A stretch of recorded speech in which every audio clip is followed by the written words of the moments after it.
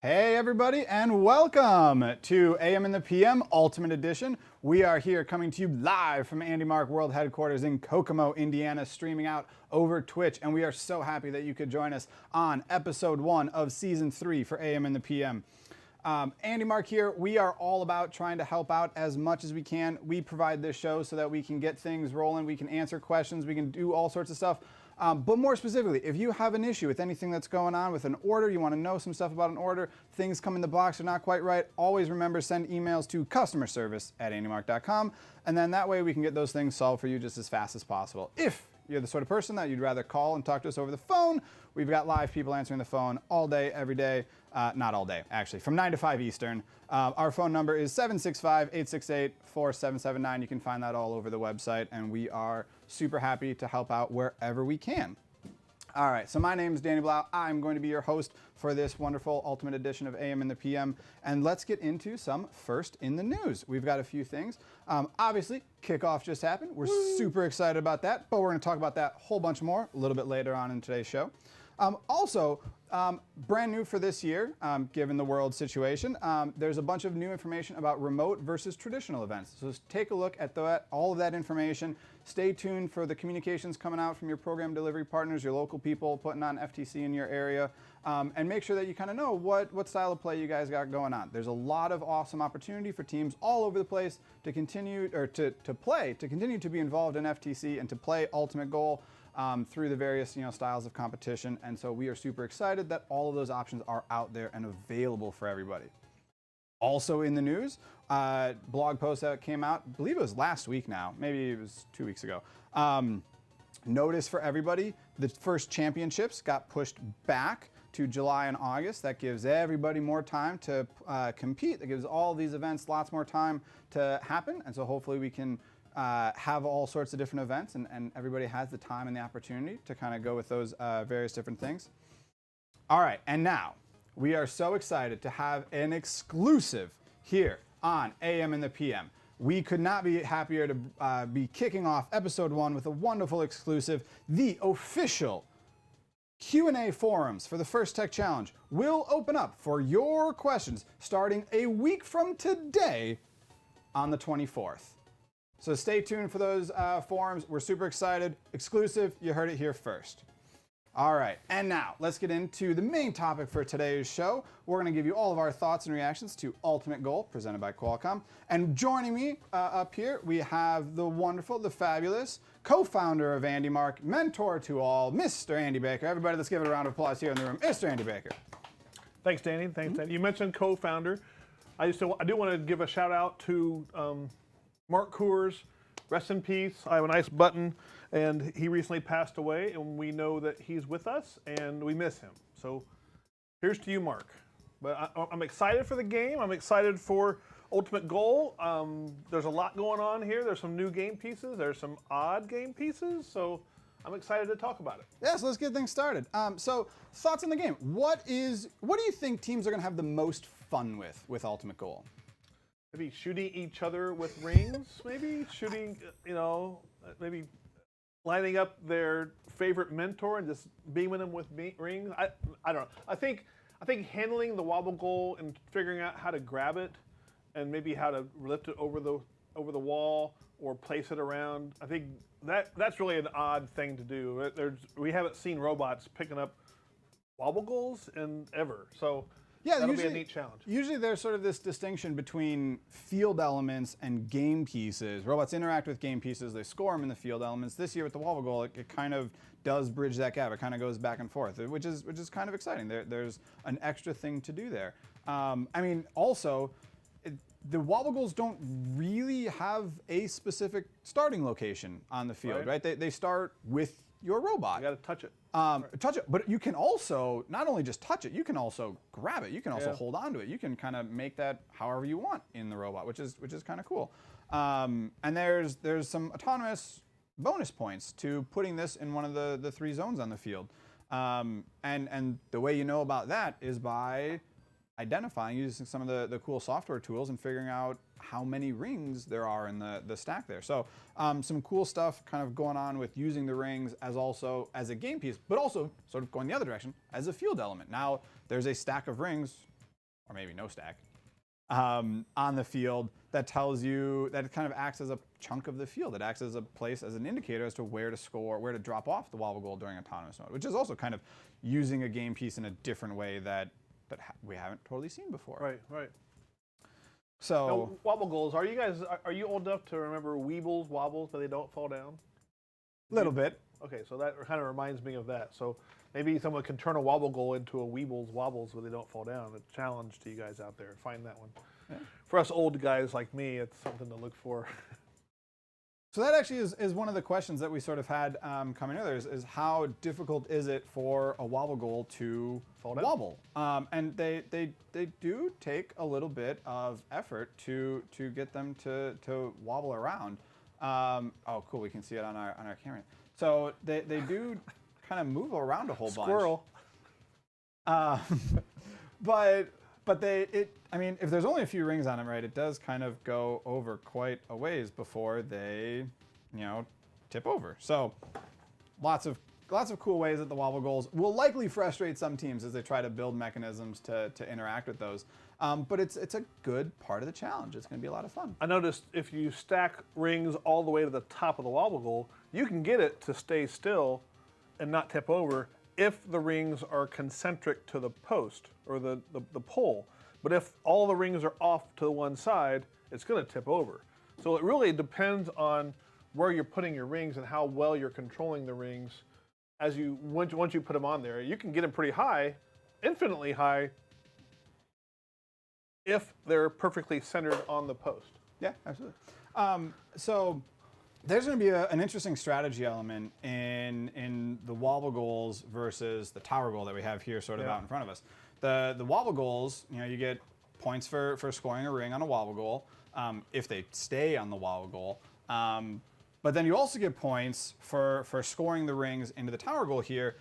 And these rings will recycle. These rings will enter back onto the field. So the rings come in and then they go back through the return rack before they can be picked up by the robot and kind of get to keep playing around. And so there's a strategic choice, right, that the robots have to make between scoring more rings in the tower goal or putting that on pause late in the match and putting them into onto the wobble goal before they can go score that. And so teams are going to have to make that choice back and forth as to whether or not they want to continue to score here for, I think it's like 6 points a ring, or do they want to score on the wobble goal for 5 points a ring. Right. And so those are going to be some interesting decisions that teams are going to have to make. There's going to be a lot of fun that they're going to have to go through, and for a lot of teams that could be a season-long decision, or it could be a match-by-match decision. When do I pull that trigger? When do I go and start scoring over here? Also, if they choose to grab a wobble goal and put it over the wall into their drop zone, then the rings on the wobble goal, are they in the way of it being grabbed? So when you put your rings on there, are you eliminating the grab point on the post or on the pole of the wobble goal for how you grab it and place it? Unless you get underneath and do a scoopy spatula thing and rest it over there. Forklift kind of a thing. All sorts of cool stuff. That might be a beneficial way if you're going to load that wobble goal up with a lot of rings. Who knows? I'm excited to see how people, like I said, this is a new thing. There's not really any videos out there to know how to go pick up a wobble goal, whereas I imagine there's some old robotics games that will teach teams how to shoot rings or place rings or handle rings, discs and such, but wobble goals not so much. Yeah. So it's good that you bring that old games, past challenges as a place that people can sort of draw inspiration from. This is the second time that FTC has had a ring as its game piece. The first one was Ring It Up. Right. They're using the rings in a much different way. We're sort of playing vertical tic-tac-toe. So that could give you some insight as ways to grab rings and hold on to stuff, ways to put them onto the wobble goal. But I think you were sort of leading into a little bit how to throw a ring. And there's some good evidence or good examples from, was it FRC 2013? Yep. Okay. Ultimate Ascent, another Ultimate game. I think there's some commonality there. And that has to be a coincidence. I mean, can't have happened on accident.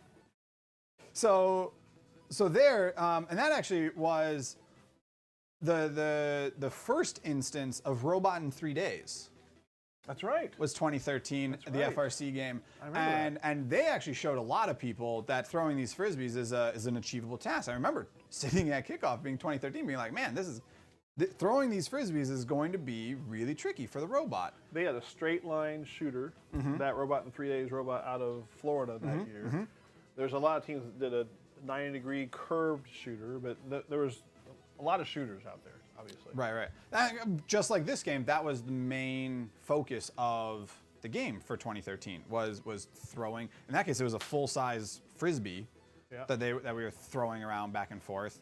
And here, it's actually in the design process, at one point it started as a small, like, toy Frisbee, a novelty, giveaway Frisbee, and it morphed into these squishy foam rings.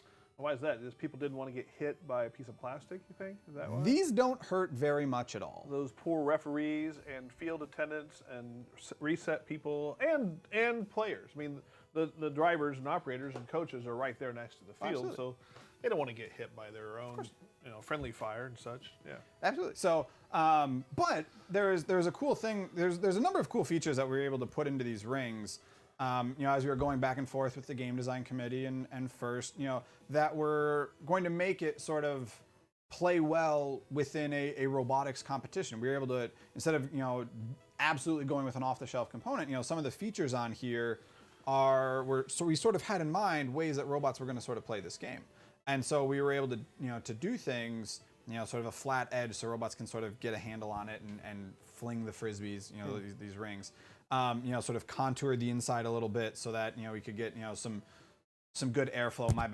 I went to school for aerospace engineering, and so we didn't run any wind tunnel simulations, but I was thinking about it at least just a little bit. But we also knew that we couldn't have a really fine point on the inside because they had to play nice on the wobble goal. Mm-hmm. So we got to do a lot of, really fun stuff with these things. And I don't know if I quite want to say that they fly fantastically well, but maybe a little bit more on that later. So there's a lot of really cool information out there for Robot in 3 Days so far this year. A lot of teams that have done some really cool stuff. A lot of collegiate programs that have done some really cool stuff. They kind of go under a few different names. There's Robot in 3 Days. There's Robot in 30 Hours. There's a few different things that have gone on that'll help teams kind of get an idea as to what are some different ways that they could sort of build mechanisms to play this game and to throw the rings and grab the wobble goals. So there's some cool resources out there. So if you guys are out there and you're drawing a blank right now, you need a little bit of inspiration. There's a lot of really smart people that have very quickly built some stuff here, and there's a lot that you can learn from those things and then sort of take and improve upon them. That work that they've done in this first less than a week after kickoff. Right. So one of the other things I want to sort of touch on here is we have a number of kits that are available for gameplay. So like many years, right, we have the full field kit that gets you all the stuff that'd be the same as what you'd see at a traditional competition. 2 of these. Mm-hmm. Full sets of wobble goals and rings, and also a net area in here. Yes. So we have some protective nets, that'll help, keep rings from flying way far across the shop space or wherever you got, where you might have this set up. And also, keep the human players, because the human players are back here as well. Keep the human players safe so that they don't, get shot by a ring that's coming towards the goal this time. And so we got a lot of cool stuff. We've also have individually, you can buy a tower goal assembly, and it comes with the power shot. You can buy wobble goals separately, and you can also buy the remote field kit, which is something that's new this year. So if you're a team that's competing in remote events, there are a few components that first is said, for consistency, for fairness, so that everybody's sort of playing with the same stuff, you gotta buy. And so that's a pair of wobble goals and some rings to go ahead and play the remote game with. And there's some cool DIY options for how to build a tower goal. But the wobble goals and stuff and the rings, those, we have a remote kit available for that, which is really exciting. We're really excited in ways that we can help, make those remote events, that remote competition easier and easier for people. So that's something that we're excited about. if you guys want to know more, you can head on over to the website, andymark.com/FTC. We've got all sorts of good product information out there. All sorts of really cool information, documents, files, all that kind of good stuff. To anybody with an eagle eye, this backdrop, this beautiful gray wall will look very familiar. We are in the exact spot that Brett filmed all of the assembly videos for these components. So we have wonderful instructions that Liz put together, big team effort, getting all these documents and everything created. But we've got wonderful assembly instructions for people that want sort of the step-by-step, here's how to do it. But they're not in the kit. They're not in the hardware pack. That's right. They're not in the boxes. You gotta go online. You gotta download them. We don't want to kill a bunch of trees. And you guys are tech savvy. You can go online, download PDFs, look at them on your phone, look at them on your computer, whatever, to watch the videos or look at the assembly instructions in PDF form. Absolutely, absolutely. Yeah, we way back when we put the assembly instructions in the box, and then we quickly realized that as soon as we hit the print button, we needed to make a change. Yeah. They were out of date. So in order so that we can always keep up to date and always give you guys the very best, those are online, so you always know that you're getting the right revision. And the assembly videos, they're really, really phenomenal, so that you guys can go ahead and see how the field goes together. There are a few components on this field that the video, I think, does a better job at showing how to put them together. I think the one specifically is the return rack there. It's a little bit of a finicky part, but if you can see the video and how it goes together, it paints a really good picture as to how that's supposed to go. I think some of the early assemblers, like PDPs and such, they assembled this thing part down here backwards, so the ring wasn't exiting the chute as fast as as well as it could have been. So we focused on making that part better, and that's now good. Yeah. So that's an absolute wonderful reminder. The rings should always come flying out of the return rack. So if something's not going quite right, if you got your rings that are getting stuck there, if it feels like they're getting stuck way more often than they should, see if you can go in and tweak, that part. The rings should fly out of there, without, getting hung up, without stopping in the thing. They should be rolling across the field. Super awesome. All right, so let's kind of keep moving. We've had a wonderful, opportunity to sort of hear from the first community. We've had a wonderful chance to sort of get out there and sort of see what teams are talking about. So what have you've been talking to a number of teams, a few of them, sort of specifically. What's some of the stuff? What's some of the reactions? What's some of the stuff that you've heard, people talking about? Well, I'm actually starting a new team. I'm helping to start a new team at Carver Center here in downtown Kokomo. We have a small team so far of a few students. Those students have not seen FTC before, but they're excited. And last night we did brainstorming, so it was like sometimes pulling teeth to get all the ideas. But they had some pretty good ideas with regard to brainstorming and such. So this is all new to them, and I'm trying to facilitate their design the best I can. But they think the rings are pretty neat.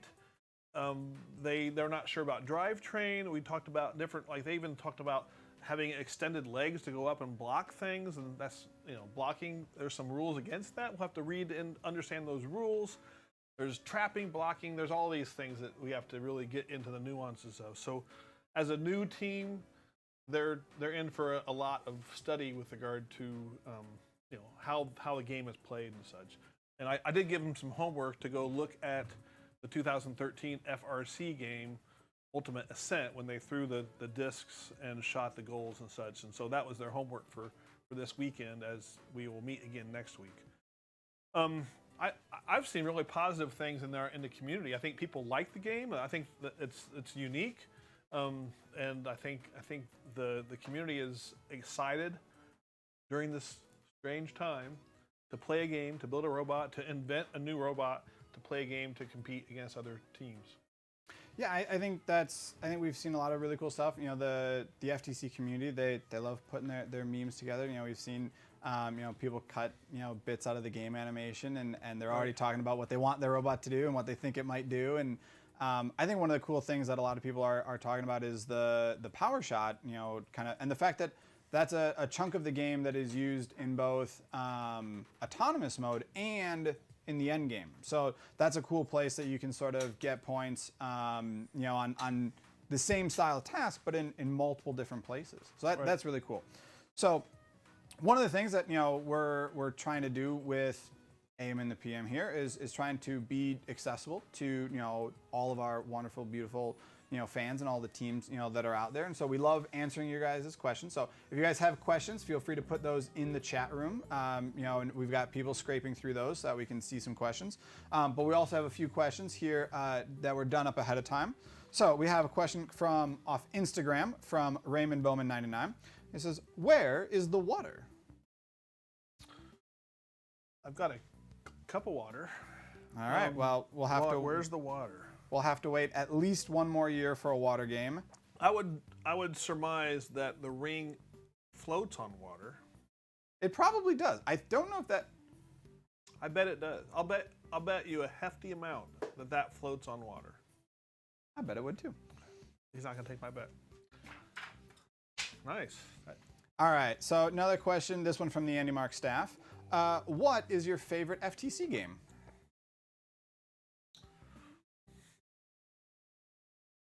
I guess it was so weird and strange and huge was Rescue because of the zip line. It's just so many things. It was like, how many things can we put in an FTC game just to make it ridiculous? That was Rescue, I think. The mountains were a lot of fun. The mountains were a lot of headache, but the mountains were a lot of fun. It was crazy. I really like. I said I've always been a space dork. I got a huge kick working on Rover Ruckus. I had a phenomenal amount of fun designing the lander. Before this, I got to work on satellites, and I was just right back in that world. So Rover Ruckus, definitely my favorite game. All right, question. What are the rings made out of? Foam. Water. They are made out of pure, solidified, aggregated orange. It's compressed, dried orange. The color by itself, no additives, no preservatives, 100% natural, all organic, gluten-free. They're actually, no, they retired. They're out. So they're foam rings, and actually we realized, I mean, people know this, but foam is graded on weight. So they're a fairly heavy weight foam because we didn't want them to be super soft, so you couldn't really grab them. They would just kind of squish totally, or you wouldn't want them to be super hard, or when you hit your head referee in the head accidentally, they wouldn't get knocked out. Right. So we played with we actually 3D printed some rings. We did a bunch of different stuff trialing these, and it is a 6-pound foam, and it's the density actually so it's 6 pounds per cubic. That ring weighs 6 pounds? Wow, you're strong. Just hanging that thing, to handle it like that. That's 6 pounds were what? Cubic foot? I have no idea. Cubic meter? No. It'd be an English unit. 6 pounds per cubit. Fortnight? Furlong? Furlong's cubed. That's right. Yes. Okay. All right. So next question. We sort of touched on this one a little bit earlier. How easy is it to tip over a wobble goal? It is. If there's not a lot of rings on it, it's not that easy to tip one over. We sort of said, we were talking about this earlier. Like, it's a 7. I think the Weebles wobbles, but they don't fall down. There was actually a song, Weebles wobbles and they don't fall. I bet you guys can find that song and sing it to me later on. Yeah, that'd be good. Bonus points. Bonus points for the web team. We'll go find that song. All right. Perfect. All right. So this is the moment that all of our crew has been waiting for. How fast and hard can you throw a ring? So the answer is fairly.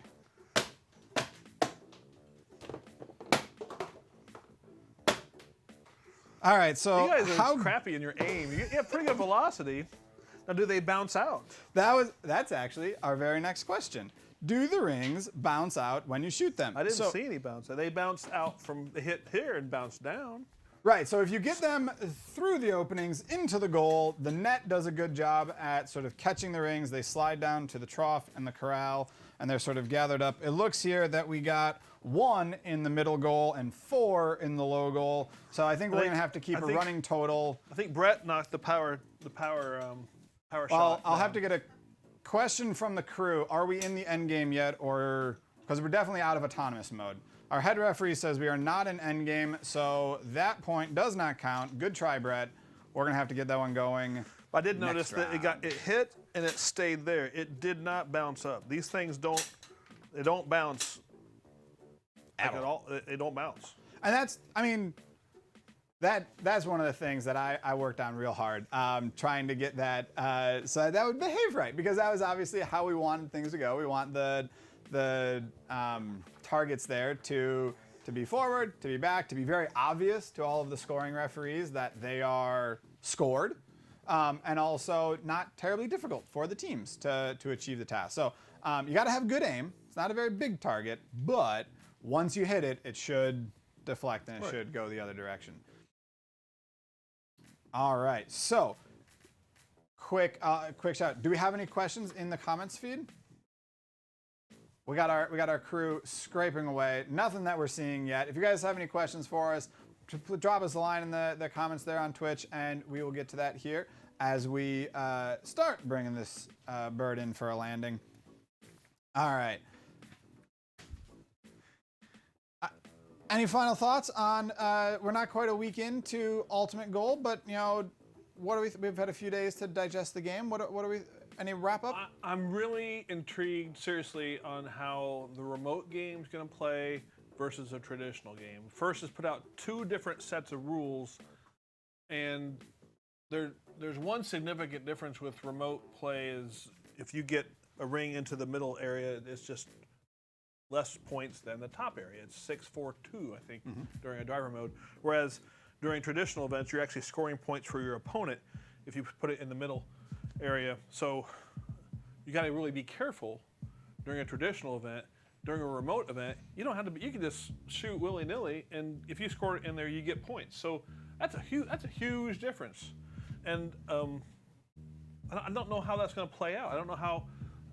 I guess your aim of your shooter for remote play doesn't have to be as accurate, I think, because if you miss low shooting into the high goal during a traditional game, you're actually giving away 4 points. Right. So yeah, it's gonna be really exciting to see kind of how that shakes out and sort of where the game sort of goes with the extra time this season. You know, it'll be hopefully we can get a lot of teams, a lot of robots out to traditional events, and we can kind of see where this whole thing, what our score is going to be like. When we get to champs in July and August, it's going to be really exciting. Teams have a lot of time. Teams are going to get really good throwing these rings around. So like I said, the kids on our team, they're all new. And so I asked them last night, and we did this exercise. I said, what do you think the max score would be? This world-class, top-end team, world championship level team. What's the high score? What's the max score? And one of the kids said 70 points, and one of the kids said 700 points. So they were so far away from what might be reality. I don't know what the high score is, but then we went through an exercise and we made some assumptions and some guesses. We talked about cycles during auto mode and a cycle during teleop mode and such, or driver mode. And I think we got right under 400 points. Like 390, 395 was a high score of a team that could really do anything they wanted within reason. Yeah. I think they had to do 9 cycles of discs in driver mode in order to get those points, and then do all the things they're supposed to do. It was about 395. You guys can, I'm sure you guys have your Excel files with all those things that you've developed more so than we have, but I guess we're interested to know what you think the highest score, what the max score should be if you're a top-end team that traditionally goes to Worlds. Yeah. I'm sure you're evaluating that right now. Yeah, definitely. Leave a comment down below what you think top-end teams are going to, teams at the World Championship are going to get as they are playing at World. That's going to be an exciting thing to see how that sort of goes over time. Absolutely. Well, has there been any discussion regarding like keys to the game or ways they can break the game? Sometimes with the FTC game, they talk about, if we did this over and over and over again during the match, we've broken the game. I haven't seen anything like that. So, either A, the GDC's covered all their bases, or B, if everybody has found anything, they're keeping it real secret. They're keeping it real quiet so far. All right, so we have got a question coming in asking if we will have any more robot relief grants for FTC teams. So Andy needs to respond to this. Okay. Thank you from our crew. Andy, the floor is yours. Okay, so we have this thing called Robot Relief. We have a GoFundMe page that was set up. It's accepting donations in order to raise money so we can give grants out to teams that are in a form of Andy Mark like credit on our website. And right now we have more demand of teams than we have supply of money in the GoFundMe.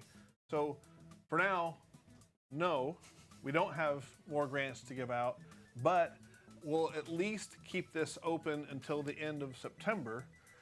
We don't want to just keep teasing it forever if we aren't getting funds in. But there's been some really crazy funds that have come in. Like we've had a small number of people donate to this to get almost $10,000 in. So I'm really appreciative to people who've done it.